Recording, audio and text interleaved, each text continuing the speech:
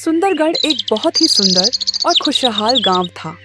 गांव की सुंदरता देखते आंखें नहीं थकती थी।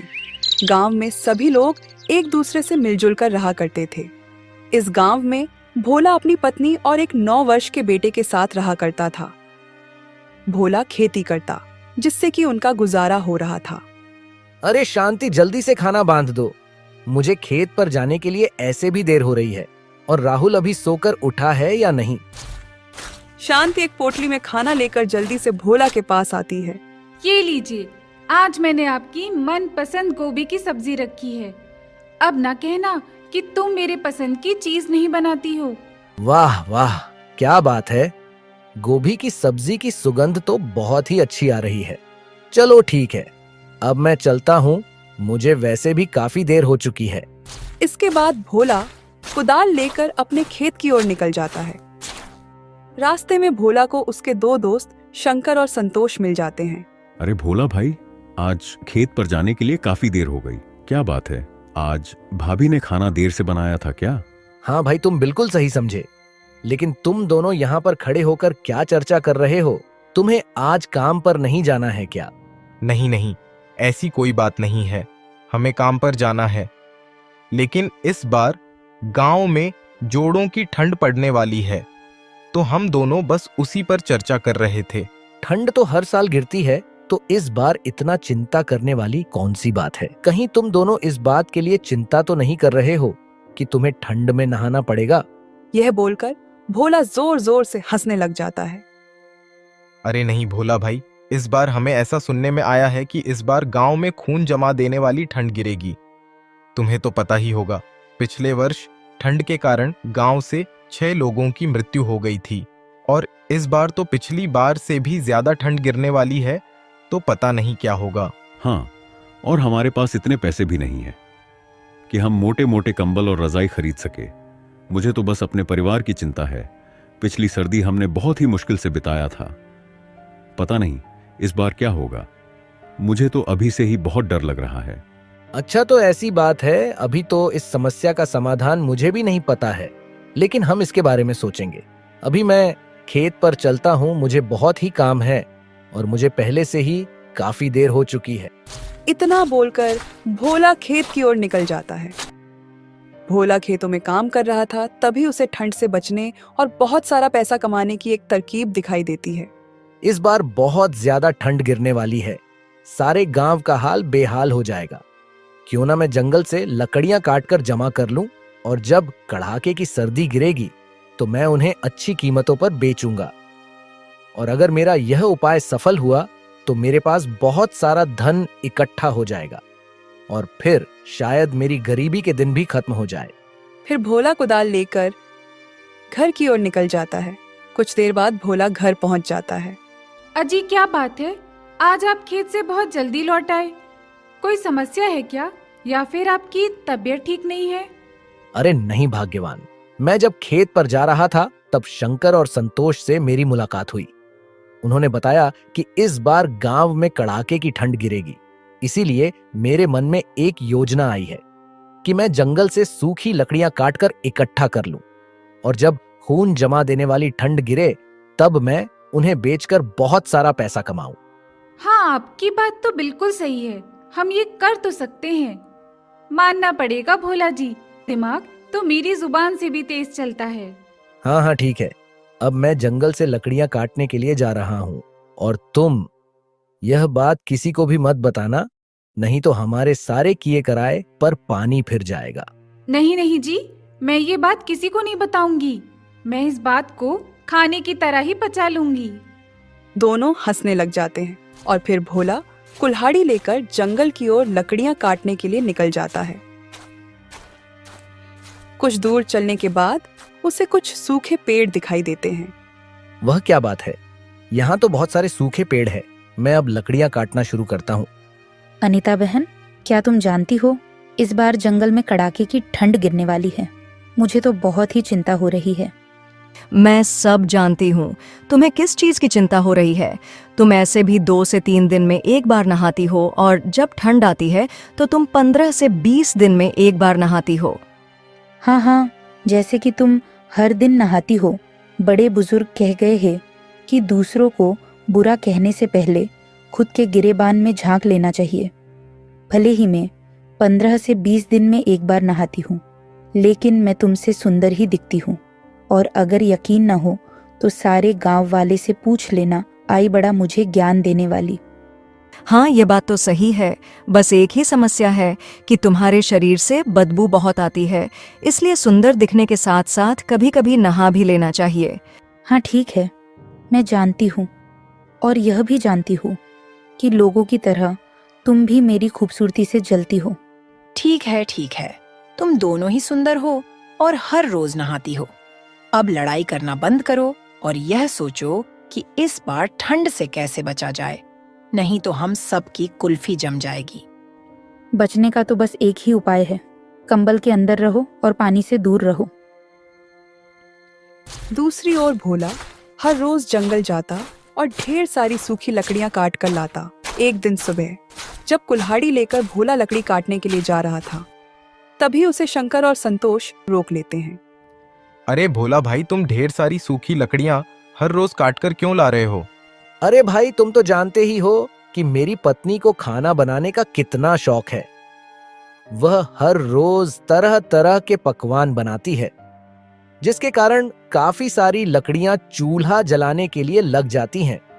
इसीलिए मुझे हर रोज लकड़ियां काटने के लिए जंगल जाना पड़ता है। लेकिन भोला भाई, हमें तो यह पहली बार पता लगा कि तुम्हारी पत्नी खाना बनाने की शौकीन है। हमने पहले ऐसा कभी नहीं सुना है। फिलहाल छोड़ो, तुम कह रहे होंगे तो सही ही होगा। शंकर और संतोष को भोला की बात सुनकर कुछ अजीब लग रहा था, लेकिन उन्होंने इन बातों पर ज्यादा ध्यान नहीं दिया। ठीक है भाई, अब मैं चलता हूँ। कुछ दिन इसी तरह बीत गए। भोला जंगल जाता और सूखी लकड़ियां काट कर लाता। अब उसके पास बहुत सारी लकड़ियों का भंडार हो गया था। कुछ ही दिन बाद गांव में ठंड गिरना भी शुरू हो गई थी।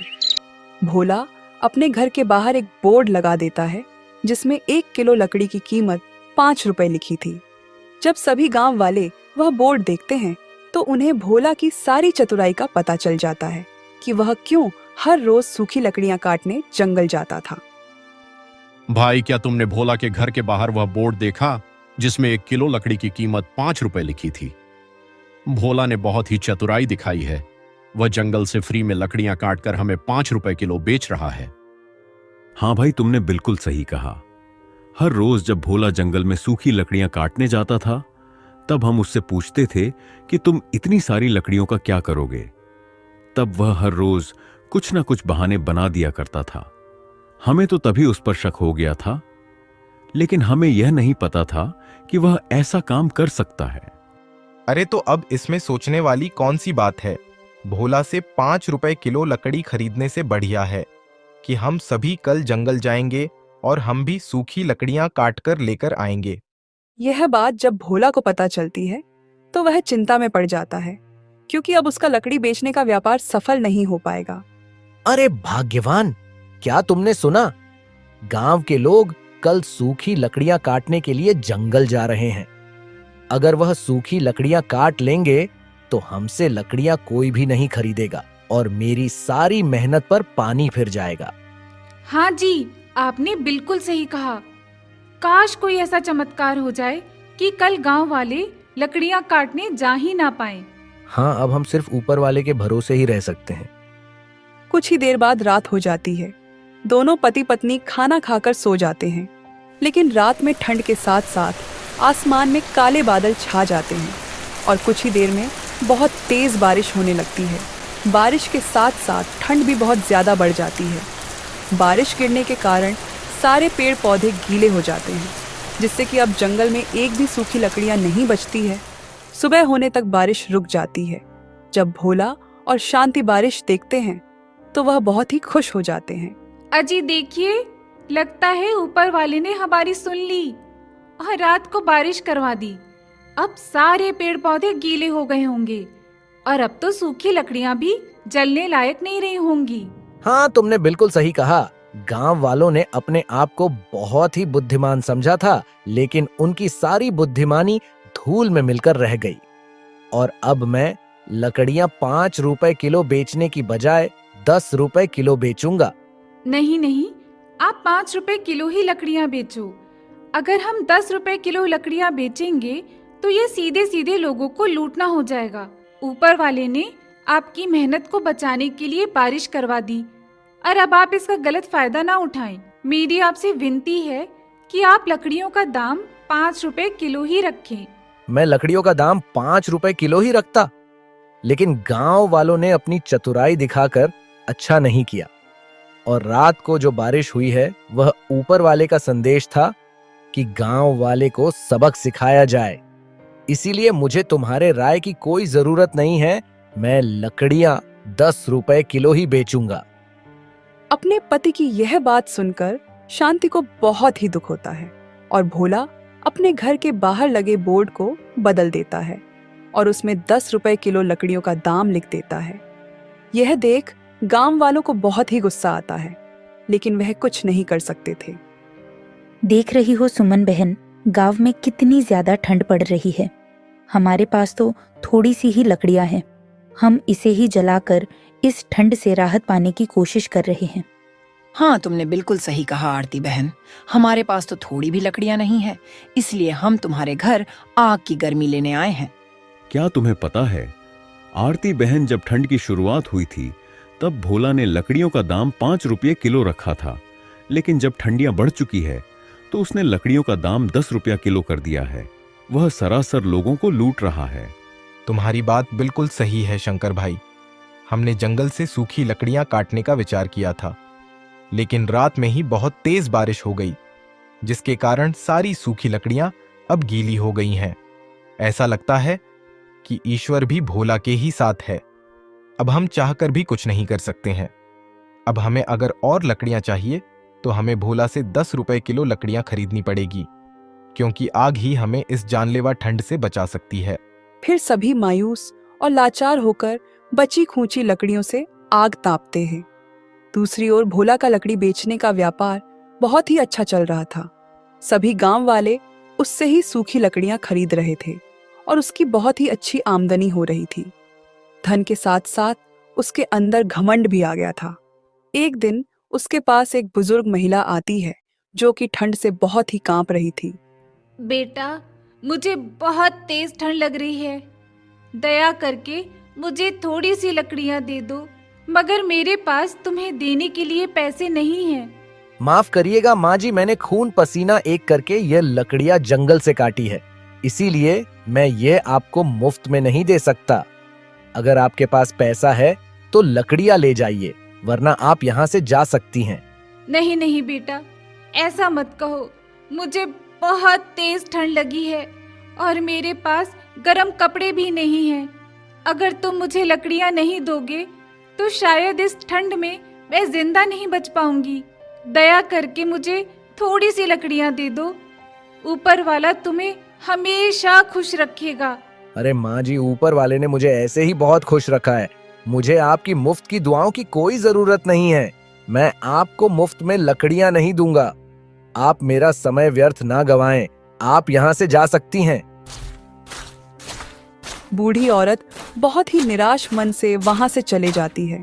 भोला के पास पैसे के साथ साथ अहंकार भी आ गया था और उसे शायद यह पता नहीं था कि अहंकार ही इंसान के अंत का कारण होता है। अगले दिन भोला को किसी काम से दूसरे गांव जाना था। अगली सुबह भोला शांति से कहता है, मेरी बातों को ध्यान से सुनो। मैं किसी जरूरी काम से दूसरे गांव जा रहा हूँ। लकड़ी बेचने का काम तुम आज के लिए संभाल लेना और याद रहे, किसी को भी मुफ्त में एक भी लकड़ी का टुकड़ा मत देना। आप लोगों पर इतना अत्याचार कर रहे हैं, मुझे ये बिल्कुल भी सही नहीं लग रहा है। अभी भी मौका है, हमें पैसे कमाने के साथ साथ दुआएं भी कमानी चाहिए। आप मेरी बात को मान लीजिए और लकड़ियों की कीमत कम कर दीजिए, ताकि सभी इस जानलेवा ठंड से बच सके और हमारा भी थोड़ा मुनाफा हो जाए। अब मेरे दिन इतने भी कमजोर नहीं हैं कि मैं तुम्हारी बातें सुनूं। मैं जितना बोलता हूँ बस तुम उतना ही करो। तुम्हें अपना दिमाग चलाने की कोई जरूरत नहीं है, नहीं तो अच्छा नहीं होगा। अपने पति की ऐसी कड़वी और क्रोधजनक बातें सुनकर शांति इसके आगे कुछ भी नहीं बोल पाती है, लेकिन वह मन ही मन यह समझ जाती है कि विनाश की घड़ी नजदीक है। इसके बाद भोला दूसरे गांव की ओर निकल जाता है। घर में अब सिर्फ भोला की पत्नी और उसका 9 साल का एक बेटा ही था। शांति घर के बाहर बैठकर आग ताप रही थी और उसका बेटा राहुल घर के अंदर खेल रहा था। राहुल को बहुत ही ठंड लग रही थी और राहुल अभी बहुत ही नादान था। मुझे कितनी ठंड लग रही है। माँ तो बाहर आग की गर्मी ले रही है। यहाँ जो पिताजी ने सूखी लकड़ियाँ रखी है, मैं भी उसमें आग लगाकर आग ताप लेता हूँ। राहुल बहुत ही नादान था। वह यह नहीं जानता था कि एक लकड़ी में आग लगाने से सारी लकड़ियां जल जाएगी। राहुल एक लकड़ी में आग लगा देता है। लकड़ियां सूखी थीं, इसलिए तुरंत ही सारी लकड़ियों में आग लग जाती है। देखते ही देखते उनका घर जलने लग जाता है। शांति बाहर खड़े होकर रोते हुए सिर्फ तमाशा देखते रह जाती है, क्योंकि घर के अंदर जाने का कोई भी रास्ता नहीं था।